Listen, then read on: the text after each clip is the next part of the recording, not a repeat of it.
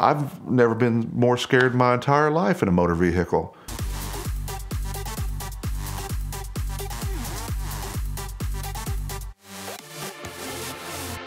So with the release of Ford versus Ferrari, it shed a new light for younger eyes on the incredible Carroll Shelby. And I have a somewhat crazy story about Mr. Shelby. And I had no idea who this man was. Living in Indianapolis, every year they have the auto show in December, January-ish, and you can go look at the new latest models of the cars and what's coming out. Indianapolis has a tradition that they release what is going to be the upcoming pace car for the Indianapolis 500. And back through the 80s and even early 90s, it was not always a Corvette or not always a Camaro or not always a Chevrolet product.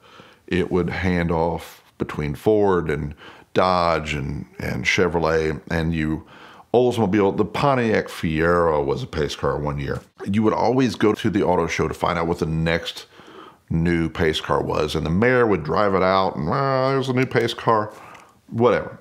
So one year, they released the new pace car as the all-wheel drive Dodge Stealth, like this electric green, amazingly cool car. So they roll it out, and the mayor gets out of it, and there's the new pace car for this year.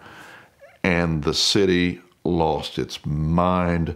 The UAW flipped out and everything else because the Dodge Stealth is built overseas and it's rebranded as a Dodge when it's actually a Mitsubishi 3000 GT. We have no pace car now for this year's upcoming Indianapolis 500.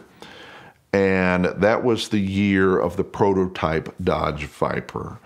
And there weren't very many of them, and there were, I think, only two. So Dodge quickly grabbed the prototype Dodge Vipers, slapped some official pace car stickers on them, put a very ridiculous light bar on the roof or the back bar on the Viper, and now it is now rebranded as the official pace car of the Indianapolis 500.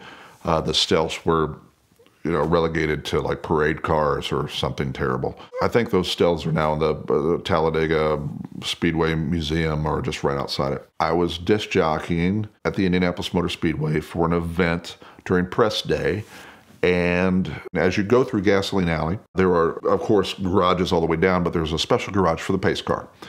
And my event was just outside that garage, and it was over. And I'm probably DJing with cassettes at this point, like it was a long time ago. My friend was there that had hired me to do this Miller Lite tent party or whatever it was, said, hey, you want to go see the pace car? And it had pulled out and pulled in, and they were taking these press reporters and local newspaper people around the track, and they wanted to show off the Dodge Viper because of all of the negative press that the Dodge Stealth had received. He pulled up, and my parents graduated from Speedway High School. Like, Speedway is a town inside Indianapolis. So the Motor Speedway has always been a big part of my life. And I'm like going, that's cool. I mean, it's a Cobra looking weird, but wow, what a car, right? The Viper of the 90s was off the rails. So this old timer pulls up in one of the pace cars. There were two of them that day, and they were giving rides around the track during press day.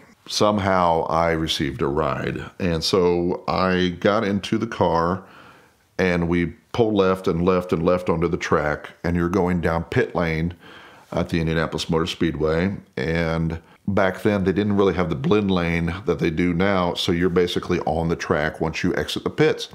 And when we exited the pits, old timer driving, he's giving it the beans, like the beans. And coming out of turn one into the short chute and turn two, and the sweets are on the right.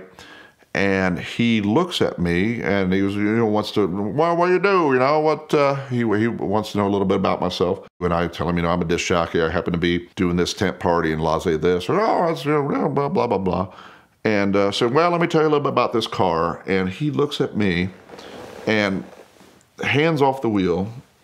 And goes, this thing is the most stable, car, XYZ, and talking to me. And this car is incredible. It's the second coming. And then Dodge has really put his, just talking it up, hands off the wheel, looking at me, the stupid disc jockey in my 20s, and telling me about how amazing this car is.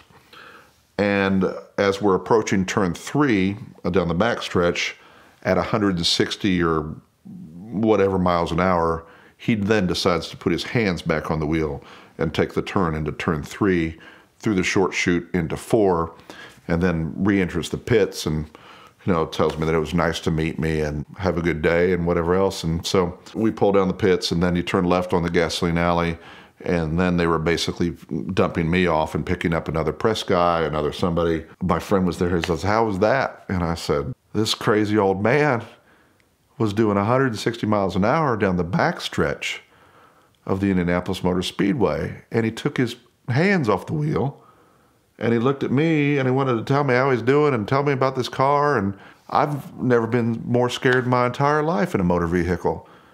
And he goes, "Oh, that crazy old man's Carroll Shelby." And I go, "Wow, okay." You never know you're in the presence of greatness sometimes until that moment's over.